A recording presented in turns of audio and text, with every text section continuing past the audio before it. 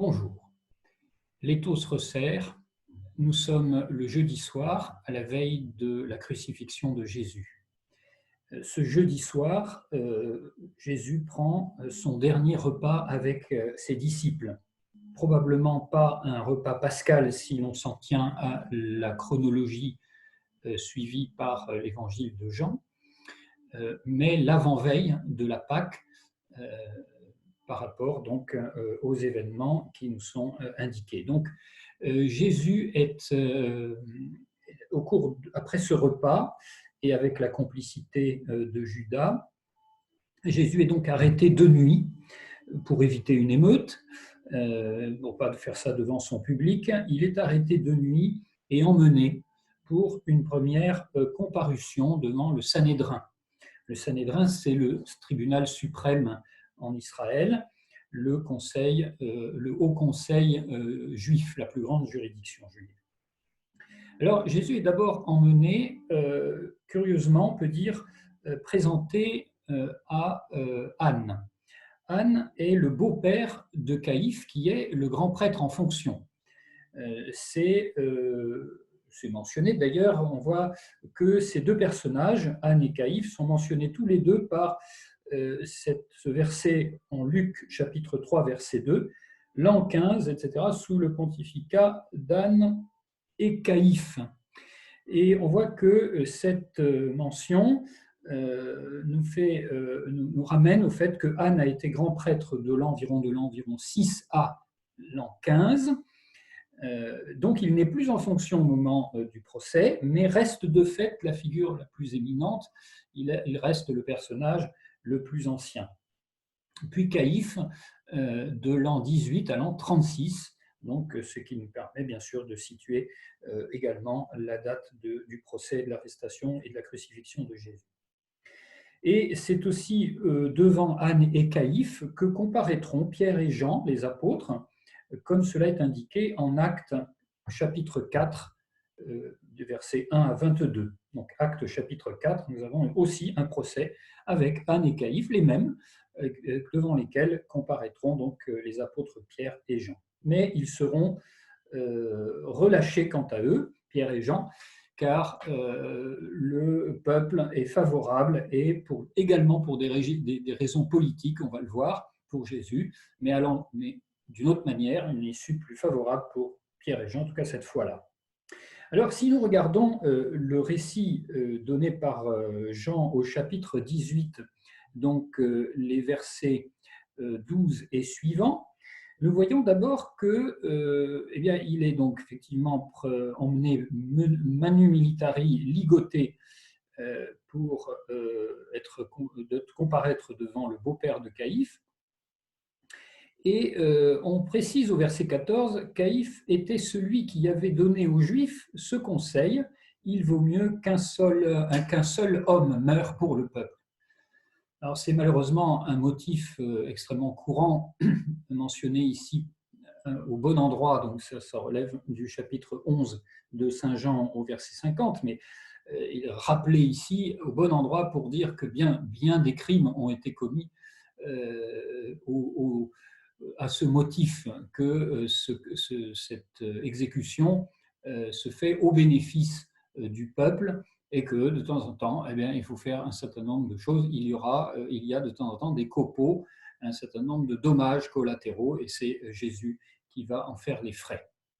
Et puis commence la séquence d'interrogatoire, mais pas directement par la mention du rôle de Pierre et de l'autre disciple qui suivait Jésus. Et on nous dit que Pierre se tenait près de la porte, alors l'autre disciple sortit et fit entrer Pierre. Voilà, donc finalement au verset 16, le voilà qui rentre et qui est présent dès le début de la scène. Et on va voir que cette scène d'interrogatoire, cette première comparution, est encadrée par le rôle de Pierre d'une manière assez dramatique. Tout d'abord, au verset 19, le grand prêtre interroge Jésus sur ses disciples et sur son enseignement. En fait, il n'a pas vraiment de motif précis, il cherche à savoir un petit peu comment le coincer. Alors Jésus répond à juste titre, j'ai parlé au monde ouvertement, j'ai toujours enseigné à la synagogue et dans le temple, là où tous les Juifs se réunissent. Sous-entendu, en tant que grand prêtre, voilà, il pouvait facilement savoir ce qu'il a pu enseigner. Je n'ai jamais parlé en cachette.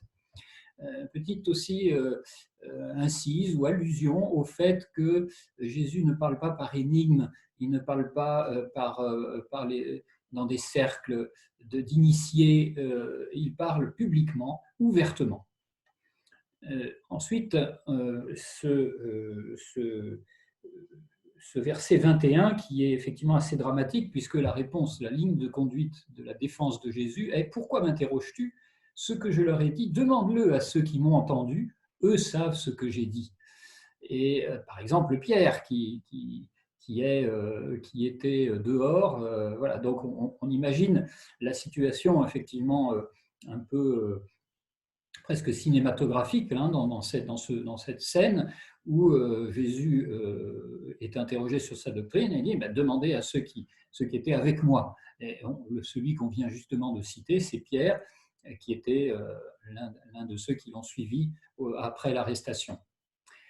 À ces mots, un des gardes qui était à côté de Jésus lui donne une gifle. C'est ainsi que tu réponds au grand prêtre. Jésus lui répliqua, si j'ai mal parlé, montre ce que j'ai dit de mal, mais si j'ai bien parlé, pourquoi me frappes-tu? Alors, cette réponse s'adresse à l'évidence, non pas seulement aux gardes, mais bien sûr au grand prêtre, en tout cas à Anne, et finalement désigne malheureusement ce qui se passe dans beaucoup de procès, plus ou moins officiels ou officieux, des procès par derrière, etc., qui consistent finalement à ne jamais dire vraiment ce qu'on reproche aux gens, mais par contre à envoyer des frappes relativement sévères, voilà, sans véritablement rentrer dans un dialogue. C'est exactement ce qui se passe dans beaucoup de procès injustes, et bien sûr dans celui de Jésus par excellence, je veux dire. Donc finalement, Anne va renvoyer la comparution, va renvoyer le prévenu à Caïphe, et on voit à ce moment-là cette finale du récit, de l'interrogatoire, qui est celle du reniement de Pierre. Et après avoir invoqué au secours de cet interrogatoire les disciples de Jésus, et donc Pierre, évidemment, figure un petit peu figure de proue de ses disciples, eh bien, et alors que Jésus a fondé sa défense sur le témoignage donc, de ses disciples, pendant ce temps, les disciples prennent leur distance, et Pierre le premier, alors qu'il venait, on s'en souvient, de prendre le glaive pour défendre Jésus, hein, donc on le voit en Matthieu chapitre 26, verset 51, eh bien en fait, il y a un retournement de situation.